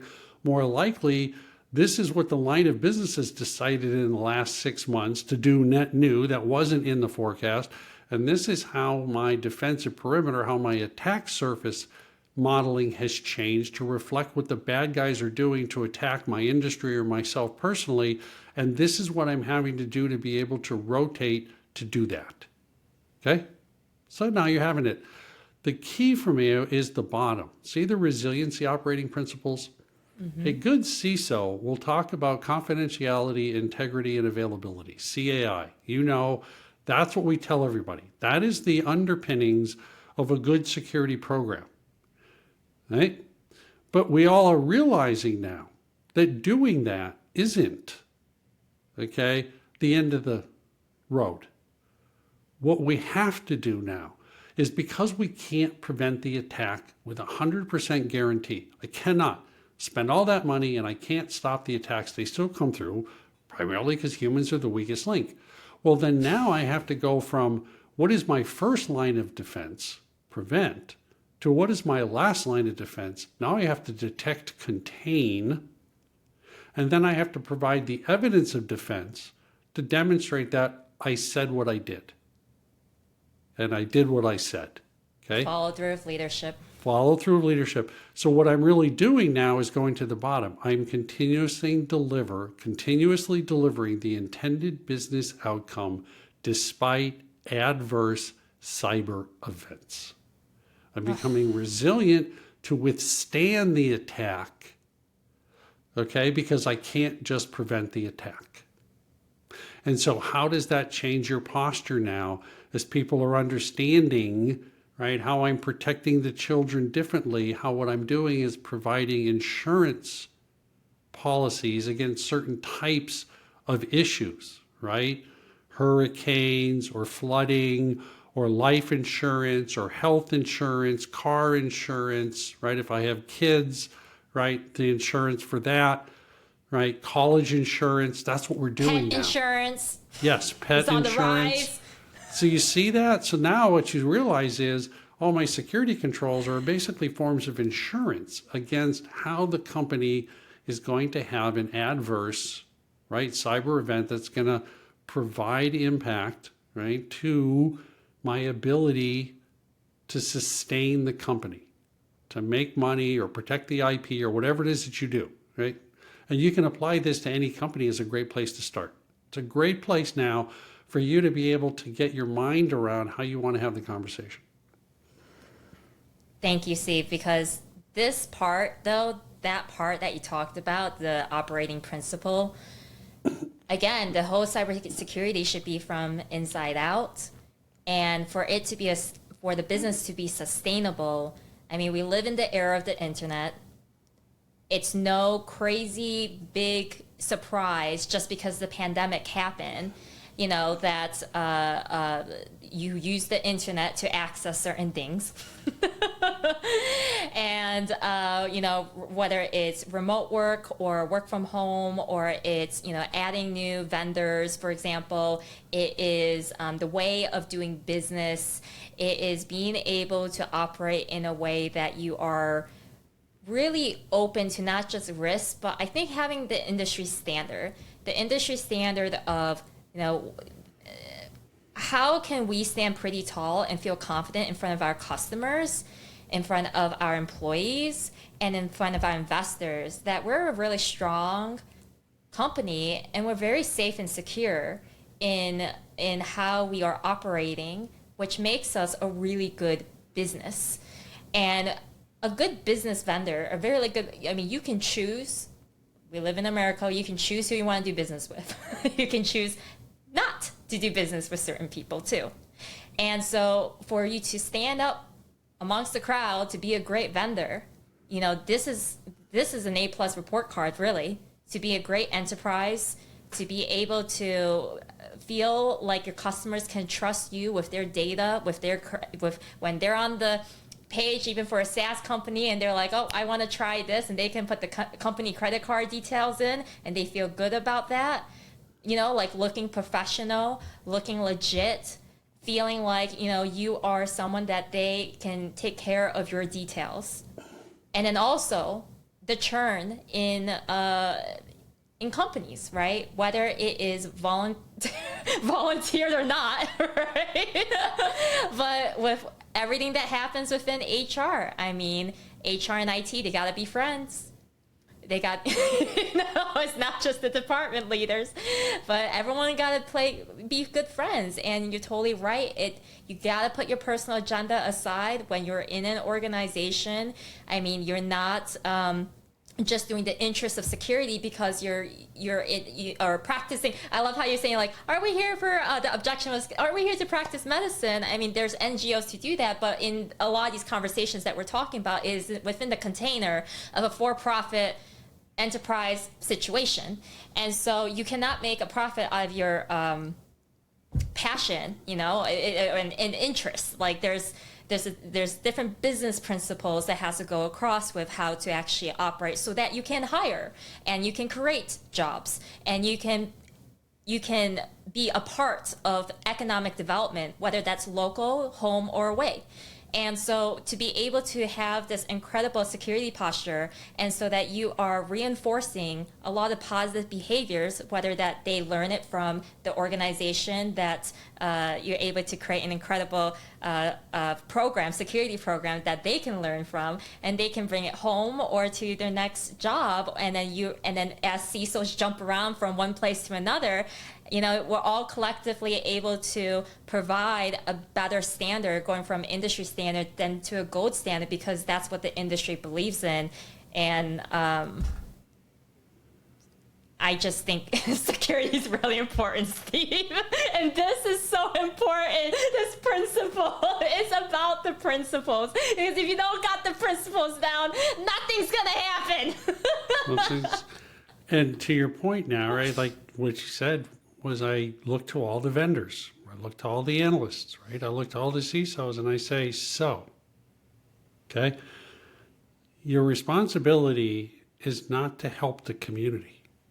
Your responsibility is to look to the community, right? To the village, to the people on your left, to the people on your right, okay?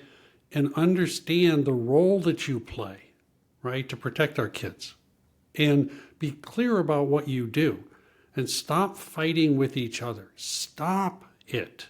Look at the larger challenge. Look out, right?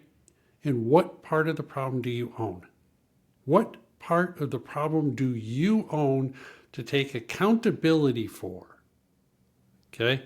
To be able to protect the larger community. And if you're not willing to have that conversation and you're just here to help me and you're selling me sneakers in a war, this is where we started with.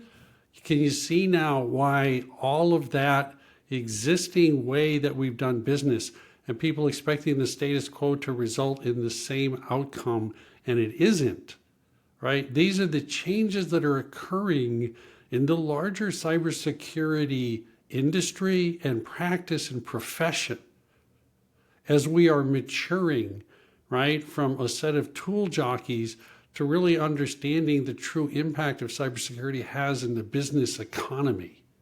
And that's what we're doing. So now what I say, right, which was, what part of the problem are you owning to take off of my plate that you're going to own? So therefore, we know how to use each other, okay, to be able to accomplish the larger responsibility. And that's part of what we're doing. And you go, man, you told that to me. You're like, that just gives you goosebumps because you're just seeing the world from a different perspective. And I think what I told you was, when we started this, right, I put you in the barrel. And I told you to find the corner, okay? And what you find is a lot of people will work really, really hard running around that barrel, looking for the corner and telling you everything they've done to try to find it, and they'll continue to look. And they'll never take a step back and realize they've been around that barrel 52 times so far. They just haven't realized it's all been the same thing. They just keep running hard because you told them to solve the problem, and it's not a solvable problem. They're working hard, they're not working smart. Tunnel vision. You got it, okay? So this is really my way of telling people, please, right? Take a look. Are you in the barrel? Is what you're doing right now running around the barrel looking for the corner? And if you are, okay, and I tell my teams when I lead, your obligation, right, is not to work hard. Your obligation is to see if we're in a barrel and call it, okay? Because if we are in the barrel, and you've seen now it's 2 or 3 times through, your obligation is to ask a different question, because the question that we've got is not one that we can solve. Okay, so don't do it. Okay, we may want to solve it, but it's not solvable for people, process, and technology. So stop. Ask a different question to see if we can get to a result that gets us moving forward, even if it doesn't get us to ultimately where we need to be yet. Okay, so if we all can do that together, now, right, we're all being much smarter about understanding our environments. And I do need people, right? We do, that are very good at repeatedly doing something, right? Finance people, balancing the books, everything else. But cybersecurity and the innovation in cybersecurity is not to build me another piece of technology that is a feature or a function. It's to look at the larger profession and practice, okay, and see how we're evolving from an economic perspective to know now which of these barrels we get out and how do we keep moving forward, right, and get there. So I envision the world, right, from my perspective is I'm on a football field and I'm on the goal line and I got to get to the other goal line, and the field is nothing but a field of barrels. And I am simply starting to try to walk on the edges of those barrels, and I'm going to be falling in. But when I fall in, it's how quickly can I realize I'm in there, to change the question, to get back out, to look up where I need to go and to see, well, that didn't work. So let's not keep doing that. Let's try something else. I may fall in another barrel, but hopefully it's in a barrel that's closer to the other end line. That's all I'm doing, right? If we all do that together, it's going to be pretty powerful, but everybody has to agree now that that's kind of the new responsibility, and let's go after it. Yeah, we should basically be on the same page, just like, well, kind of like the Super Bowl, right? It should be a big event. We're all kind of gathering together and trying to do. I like what you said. It's the common enemy is one thing of it's not. You have to work with each other, not work at each other. Yep. And I think that's a hard thing if people can wake up every day. And, you know, just bring their best attitude to the table.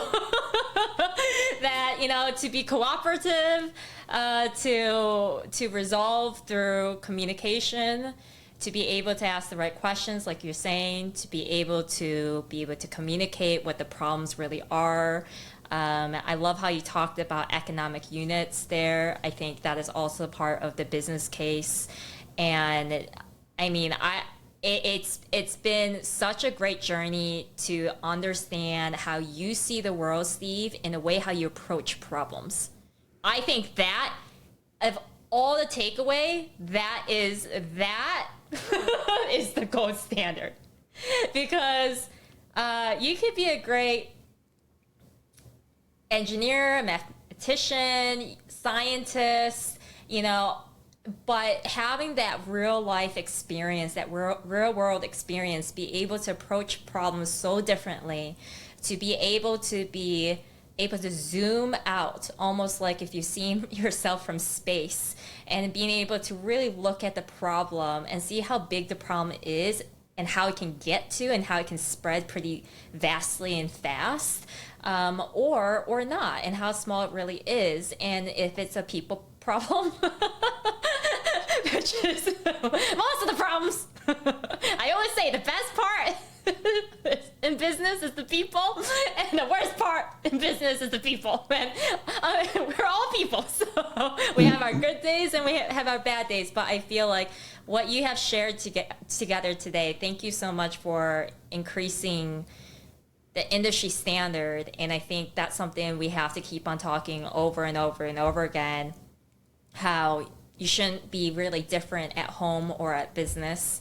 You are that great leader that you are because you have certain core values and principles, and how that you want to be in that role of if you should be that protector or not, and if not, and if you're in the support role, how to help enable the person who is in charge to be able to lead the way in that way, and having that transparent conversation on what your needs and wants actually are, based on that child, that line of business, and even that elevator pitch of the business case of like saying, if 30%, we're going to lose 30% on this $450 million, revenue stream, which is this one line of business, would you like to take action, yes or no, CEO? The CEO might say, you know what, let me clear my meeting, my next meeting. Let's talk about this, because I was actually going to use those profits to reinvest in here, and now you just shat on my project here, and now I'm going to have 10 more conversations. So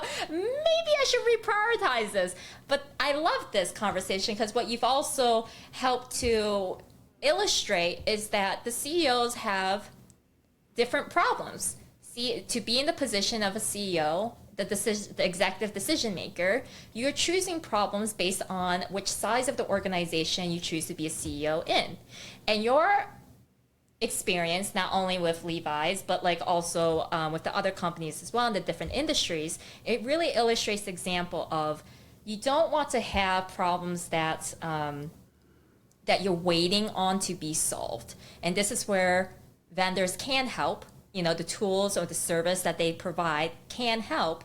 But also what you're saying is that for people who are actually in a growth mindset and scaling as such a, like they're on a rocket ship, you don't want to be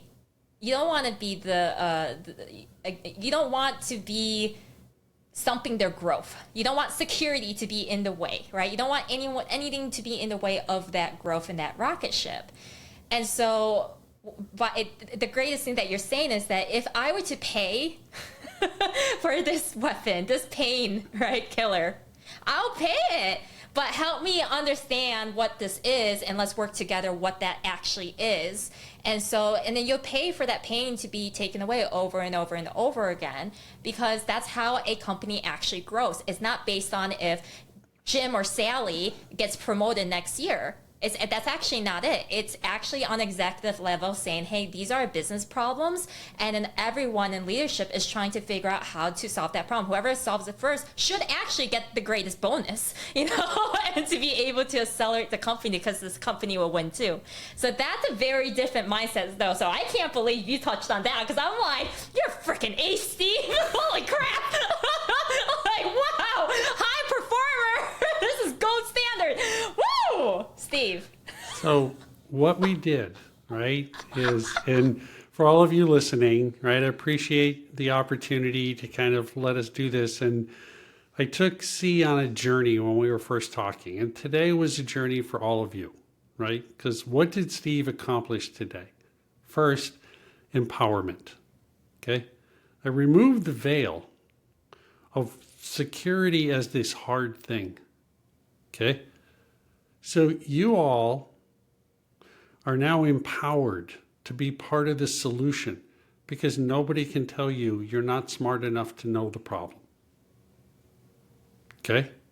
That's the carrot. Okay? You're empowered now to be part of the solution. The stick that I just put on UC and everybody probably is I've removed plausible deniability. You can't claim you don't understand security or how you can be part of the solution. Okay? That's now a decision you're making. And so therefore, while I've empowered you, I've also removed plausible deniability.